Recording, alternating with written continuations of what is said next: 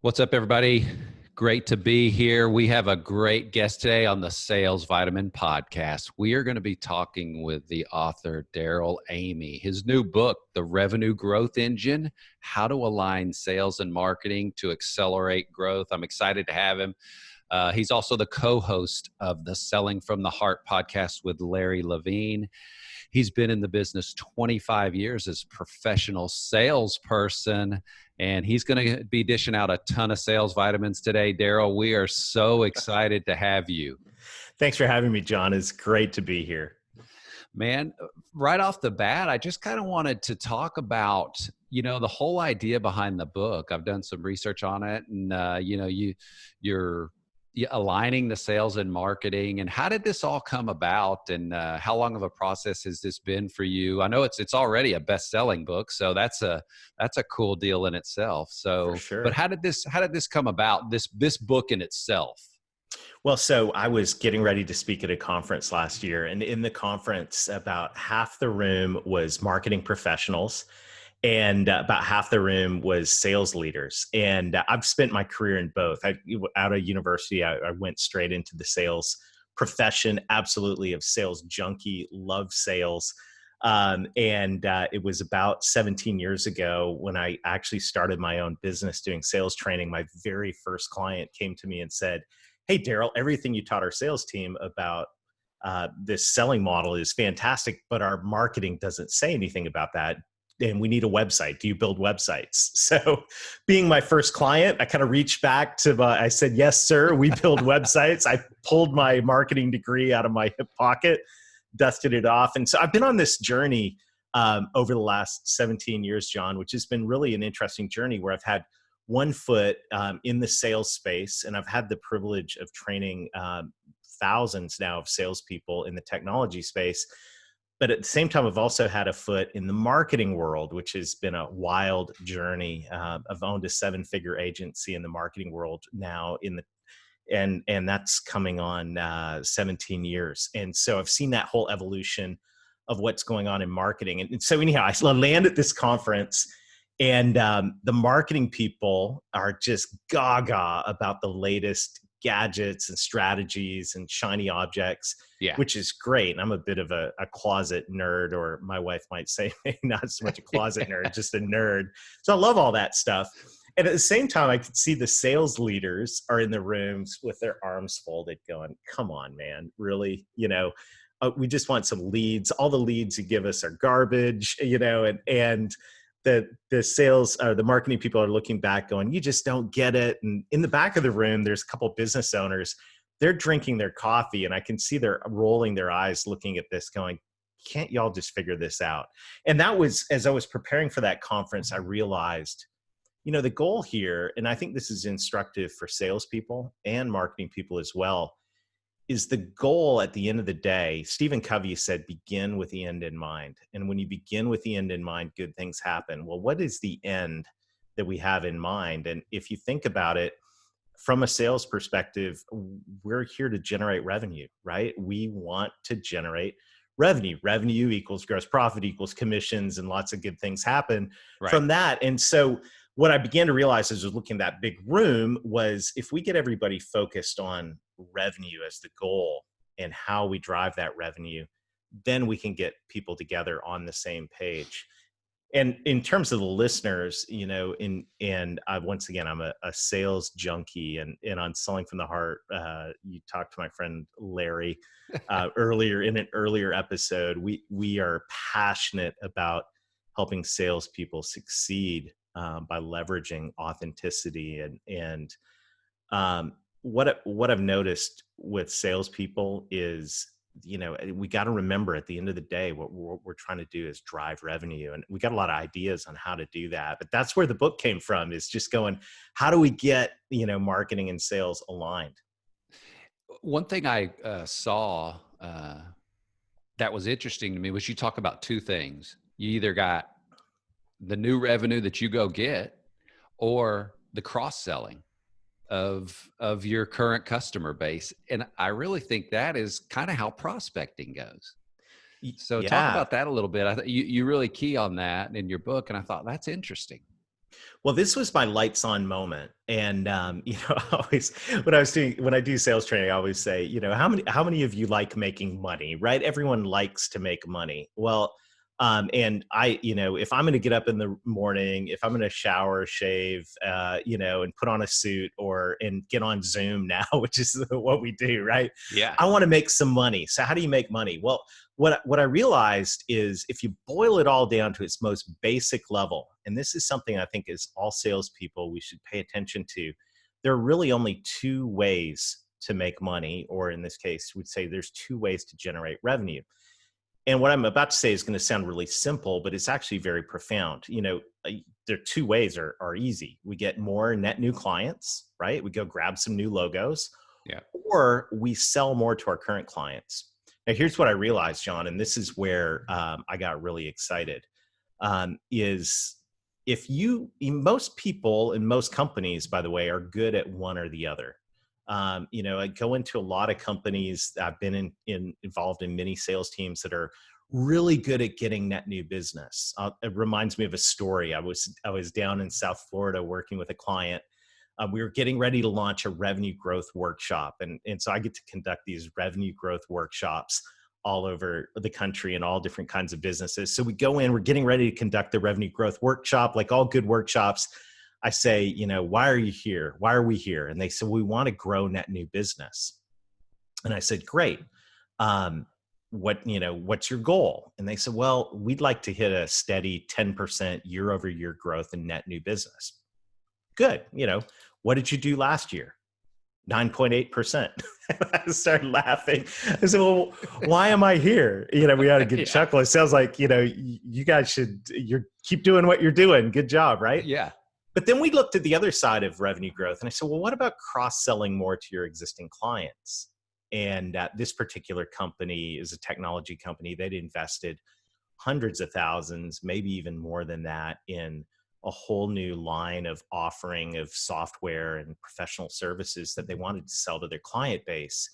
And when I asked how they were doing in that, they all leaned back in their chairs and, eyes started rolling and going, oh my goodness, Darrell, it's been a real struggle. Well, here's what I realized. And that's where the problem needed to be fixed.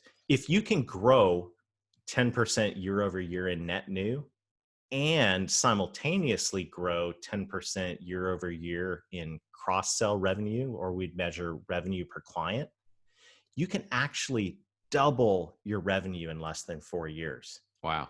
And so as salespeople, you can look at that at a company level. For the Sales Vitamin listeners, I'd be thinking, okay, if I could grow my net new business, total number of customers, and simultaneously grow my revenue per client, I got a potential to double my business in 3-4 years organically, with just getting smart about how we do things. Yeah. And that's where I get excited. That's exponential revenue growth. Oh, and yeah. That's cool. Now, part of the title of your book is aligning sales and marketing. Where do you, with the companies that you've worked with, you've worked with a ton and just a lot of sales professionals, where does that misalignment come from, and why is it misaligned so much, do you think, in the corporate structure? Well, yeah. And certainly, you've seen it, right? Yeah. Marketing people are thinking one thing. I was talking to, inside our Selling from the Heart Insiders group, I was talking to a professional in the banking industry who was, we were talking about alignment one day, and he just laughed. He said, yeah, I went out to see a customer this morning and they had received something from our marketing department that I'd never even seen before. So I'm getting asked questions about a new program that, they've done all this big campaign about. There's obvious areas of misalignment all over the place when it comes to sales and marketing. And I think, you have the classic, oh, these leads are garbage, right? And marketing's so excited. I send over a lead. Salespeople go, this is garbage. Marketing people go, no, it's not. Yes, it is. No, it's not. It's just like this. Stop. Here's where I've seen alignment. And I noticed this when I took my car in recently to get alignment. You've ever driven a car that's out of alignment, right? It's pulling to one side, pulling to the other. And it's really frustrating to drive down the road. to align a vehicle, they actually put it up on the rack and they focus on a dot on the wall off in the distance. And when they do that, then they're able to get the wheels into alignment. Well, what is the thing that we need to focus on to align sales and marketing? I believe, John, that what we need to focus on is our ideal clients and prospects. If you think about whatever business that you're in, whatever industry that you're in, I really am a firm believer that not all clients are created equal, right? There are some clients that are better than others. In fact, yet I love going through this exercise and inside Revenue Growth Engine. I walk salespeople and sales teams through this exercise, is just basically saying, okay, who are your favorite clients? Like, I think everyone listening to the podcast right now, if you were to even hit pause and just go, okay, who are my 3 favorite clients, and write those down and start to write down, well, what do you like about them? What do you enjoy about working with them? But then also take that a step further and say, okay, if those 3 clients, if each one of them bought everything that I could sell them, like all of our products, all of our services, all of our solutions, what would that client be worth over the next 10 years? And, and just add that up. And first of all, this is really fun, exciting exercise. But then what I challenge you to do is also, after that, then go back to your just bread and butter average client and go, okay, let's look at that average client, the smaller one, that's maybe not quite so fun to work with.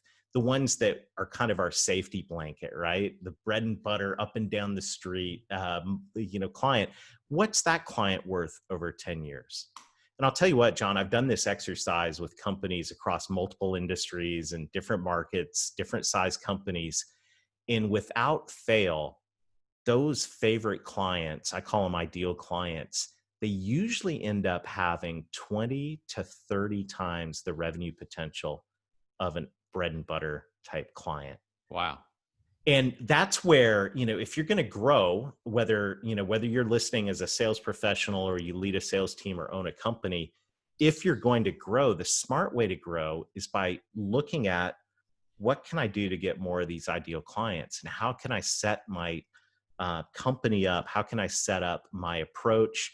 How can we focus our effort on these ideal clients? And that's the alignment, right?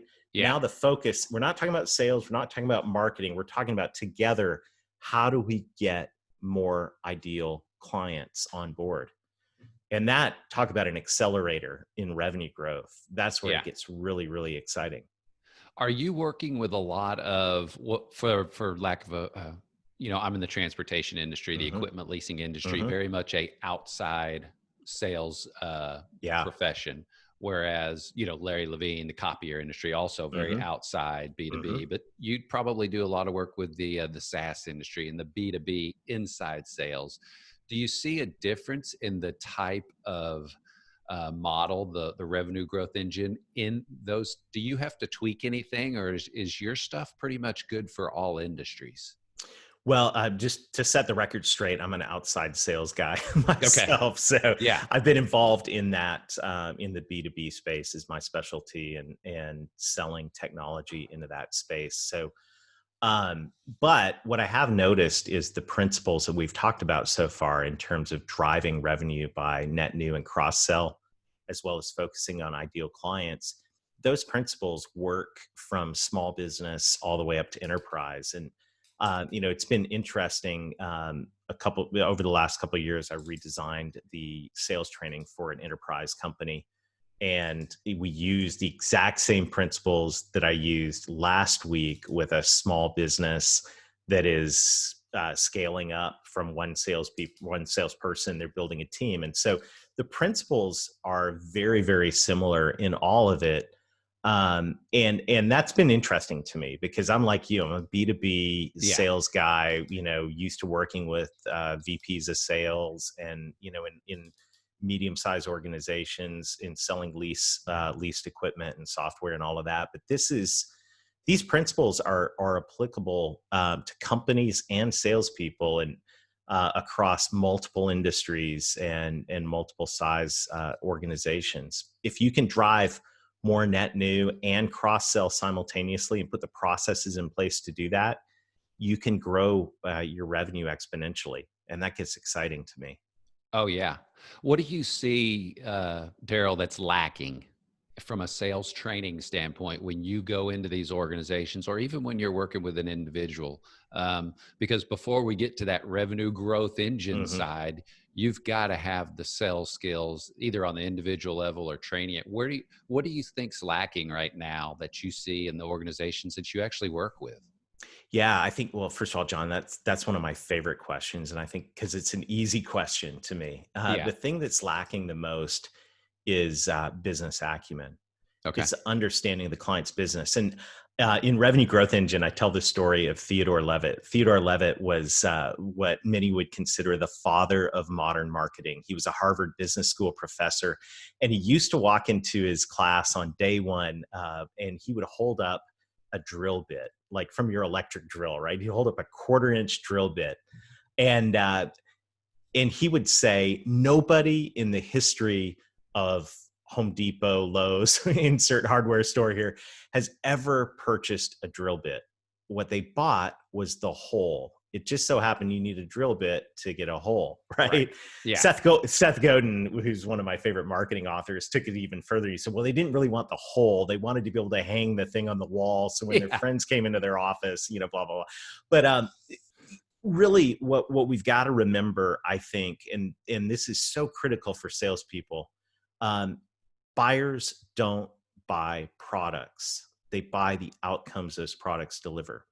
So, whether you're in the transportation business, whether you have the hottest new SaaS platform, you sell whatever you sell, that's not what your clients are buying. What they're buying are the outcomes that your products deliver.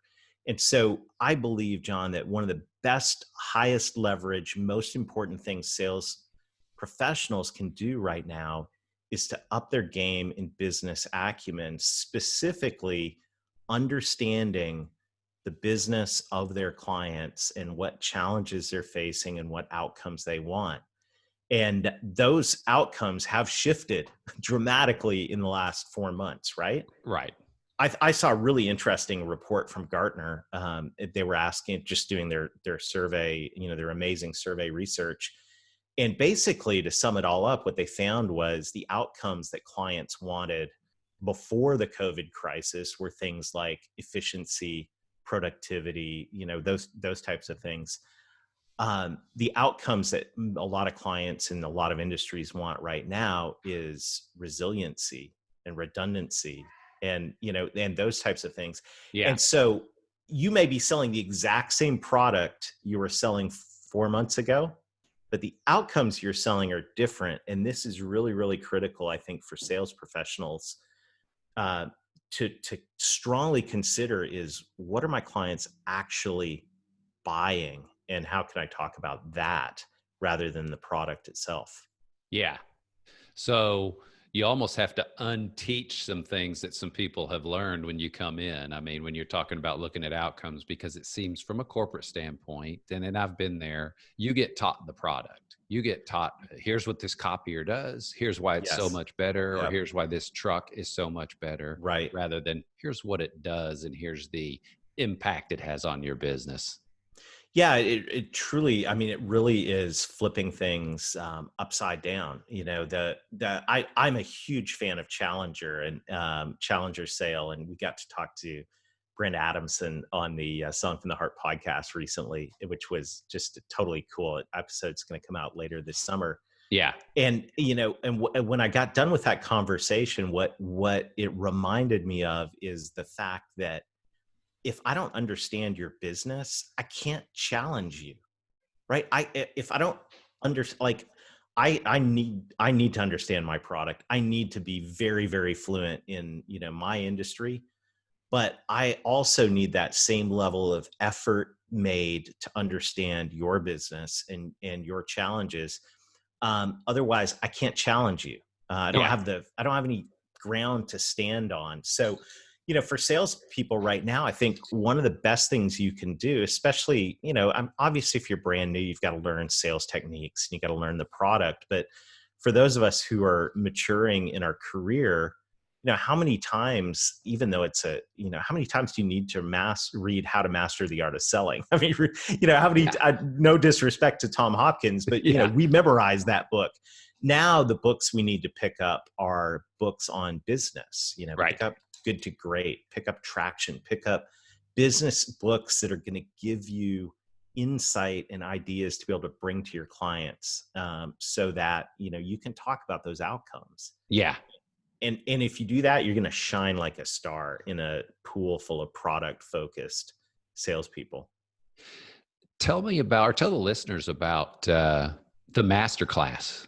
You've got the book out, the Revenue Growth Engine, but you also have a masterclass that's involved with this, and you also have a toolkit on the website that's actually pretty darn cool. Talk about those and kind of how you weave those into your training. Well, we really wanted to be able to give, my mission, and I think every salesperson, all salespeople should know their why. Right. I'm a big Simon Sinek fan, and if you don't have a why, it's hard to really drive to the next level of success. My why is I want to help great businesses grow, because I've noticed I'm on the board of several nonprofits, and I noticed that the people that really move the needle for nonprofits are businesses. They're able to write the big checks. And right now, businesses and successful salespeople, we need you to be successful, because the nonprofits doing amazing work in this world need help right now. So Yeah. That's my why. I want to help businesses grow. In fact, my big, hairy, audacious goal is to help 10,000 businesses double revenue to generate $10 billion in net new nonprofit giving per year. So where do I go with all that? Well, when I wrote the book, I wanted to make sure that companies had the tools in place to be able to really take what's in the book and operationalize it. So we did put together, thanks for bringing that up, we put together a masterclass that explains in 8 short lessons, goes deep into what is a revenue growth engine, what are the core components of it that a company needs. And we talk about things like driving net new and cross-sell, focusing on ideal clients, creating a message around outcomes, and then putting all the processes in place to make all that work and happen. Every good engine is just really a set of processes, right? Yeah. So the masterclass goes into that. And then there are tools on the website itself, revenuegrowthengine.net, where companies can start to put some of these pieces in place. For your audience, for salespeople in particular, what's most helpful, you go, well, I'm not a company, I'm a salesperson. Well, I think we all know as salespeople, we are kind of our own companies, right? So you're entrepreneurs with a territory and an area of opportunity. So I think that one of the tools to be most helpful is, and just one of the exercises we talked about earlier, is really understanding who your ideal clients are, and thus who your ideal prospects are. And then being able to begin to categorize the outcomes that they want. I always, John, I noticed, years ago, and I'm going to date myself now, in the early 90s, when we both graduated from college, they handed me a box of business cards and a price book, right? Which was an inventory of all the products that we sold. Right. And I think what would have been better, of course you need a price book, but what I really wish they would have handed me was an inventory of all the outcomes we deliver. In fact, when we work with clients now, we actually help them develop an outcomes inventory, so that, when they're creating sales collateral and messaging, it leads with the outcomes. When they're creating marketing materials and website content and all of that, it leads with the outcomes. And that becomes kind of the playbook that we're going to play from, right? This is our outcomes inventory. And, I think when you go to the website, revenuegrowthengine.net, and go to the free toolkit, one of the areas that you'll want to, as a sales professional, take this as your own homework, right? Sit down and really begin to understand the outcomes that you can deliver. And that's what you need to talk about. That's what you need to lead with in all your conversations. Yeah, that's a great point. Those are powerful exercises. I mean, so for me, in transportation, it's reduced downtime or increased uptime. Hmm. For the copier guy, it's toner spend or, whatever, or reduced downtime on the copier. So those are the outcomes I think that you're talking about that these businesses need to look for.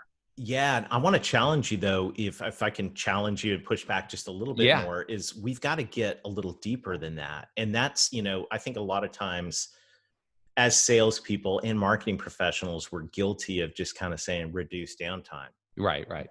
So that what's underneath that, right? And John, one of the things I did years ago, I got frustrated when I went out on my own. I got frustrated with vertical market research. So we'd get these vertical market briefings, right? And Right.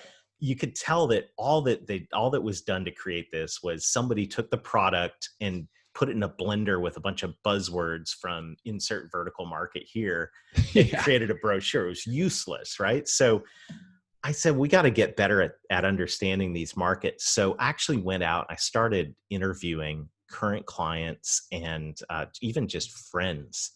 I remember at the time I was buying a house. So I'd gotten to know the regional manager for the bank where the mortgage company I was working with. So I took him to lunch one day and I said, hey, I'm curious. I'm just doing some research here. Can you tell me what happens from the time I, submit this mortgage application until it goes through the whole process? So he started telling me, and in that 30-minute conversation over a couple sandwiches, I left with a half a dozen core business problems that industry was facing. And I had a really good insight in terms of how to drive conversations. I replicated that: buy lunch or donuts for someone and tell me about your business and what happens from the time, this to this. In the transportation industry, what happens from the time someone requests, shipment until that shipment's fulfilled, whatever that is. Right. Those conversations yielded the gold nuggets. So it wasn't just, uptime or, it was uptime so that ... because ... so that, like, there's layers underneath that. Yeah, And it's when you absolutely. get down to the really nitty gritty is when Right. you're able to really drive those great conversations. I think we got to get past the marketing buzzwords and get deeper into, the real true issue behind the issue. Yeah. So if I were to say, hey, Darrell, what if I've got your book and well, there's a lot of vitamins in the book, but if I was to say, well, what are the three things that when you were putting this book together, if the reader got these three things out of it, what would you say, man, I really hope they get these three things. If they don't get anything else, what are the three things that, from the Revenue Growth Engine book that you think you would hope that they would get? Yeah, great. Great question. We've talked about two of them, and I want to then leave in with a third. So the first thing is think about revenue growth in terms of net new and cross sell. Okay. Like, don't just think about your total number as a salesperson. Dig down a layer and think about it in terms of what do I need to do in terms of net new and cross sell. Because if you do both of those at the same time, your income will go up dramatically. And Right. that's the end game of all this. I know we're not all in sales just for fun. So, and your impact will go up dramatically. So think about revenue in those two ways. Second thing, focus on ideal clients. Be Okay. obsessive over ideal clients. You may go, well, Darrell, what about the rest of my clients? Don't worry. They all want to be ideal clients. They all look up to these types of companies. So the work that you do there is going to lift, those other, they'll love it. They'll love it. They'll love that you work with those companies because they want to be those companies. But the third thing I'd say is a word that is not very fun to most salespeople, and that's process. If you boil a business down to its two most basic levels, you have people and processes. Yeah. If you go in any department in a business, finance, accounting, shipping and receiving, they all have processes. But when you walk into a sales bullpen, usually it's the Wild West. I just got back from Wyoming, and I can see the sales department, the tumbleweeds there. There's a guy flipping a coin, another guy, with it. We're salespeople. We tend to get very relational, and which is good, but we need processes in place for prospecting, process in place for onboarding, for managing our clients, so that and this is the key to getting net new and cross sell at the same time, is to make sure that we've got the processes in place to be able to do both consistently and efficiently. And I just I want to say to all the salespeople out there, and you can get some ideas inside Revenue Growth Engine in terms of processes that you can put in place, specifically probably in the area of cross-selling, maybe that you hadn't thought of before, that in the absence of process, a lot of times we just lean on what we're good at, and that's why maybe we just see single digit growth instead of the exponential growth we could be experiencing. Yeah, no, that's fantastic. Yeah. All right, so I've got one more question for you, but before I ask you that question, tell all the listeners where they can get in touch with you, get the book, and so that they can communicate with you. Yeah, excellent. So I'd love to connect with anybody. The fortunate thing about having Amy as your last name is you're pretty easy to find on LinkedIn. So you can go to LinkedIn or Twitter and type in Darrell Amy. I'd love to, and love to connect with you. Our website is revenuegrowthengine.net. Of course, the book is available on Amazon and soon to be on Audible. So I know Awesome. we have a lot of listeners that like to listen to books. It'll be coming out in the next 60 days on Audible.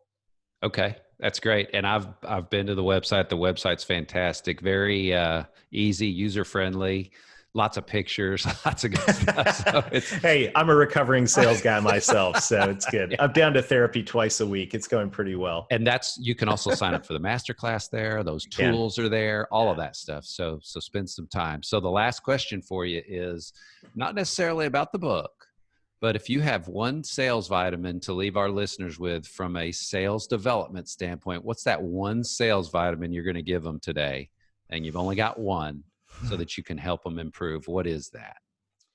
John, I got to go back to what I was saying earlier about business acumen. I think, I know I don't want to beat a dead horse here. No, but that's okay. This is something that I think is so vital. And, as salespeople, I always tell my 15-year-old son every day, I tell him leaders are readers, right? Leaders absolutely. are readers. And, I think the best thing that we can do, every salesperson wants to be a value added thought leader. I don't want to be in the commodity price war world. I want to rise above it. Well, how do you rise above it? Business acumen. You add value. And how do you get business acumen? You read, you ask questions, you have, and so I think that vitamin right there, I mean, truly is a vitamin that is really going to help you succeed. And it's a never ending quest to learn more about our clients' businesses. The more we learn, the more valuable we are, and the more successful we're going to be. Awesome. That's fantastic. Darrell Amy, the book is The Revenue Growth Engine: How to Align Sales and Marketing to Accelerate Growth. Make sure you run to Amazon, get the book, get to his website. Hey, I'm thankful for you coming on today. I know your time's valuable, and appreciate all the stuff you're doing for the sales professionals out there. And it's great to have someone of your caliber on. So I appreciate it. Well, you're too kind, John. I love what's going on at the Sales Vitamin podcast, and it's just an honor to be here. Well, thank you so much. And I look forward to everybody hearing this episode in the near future.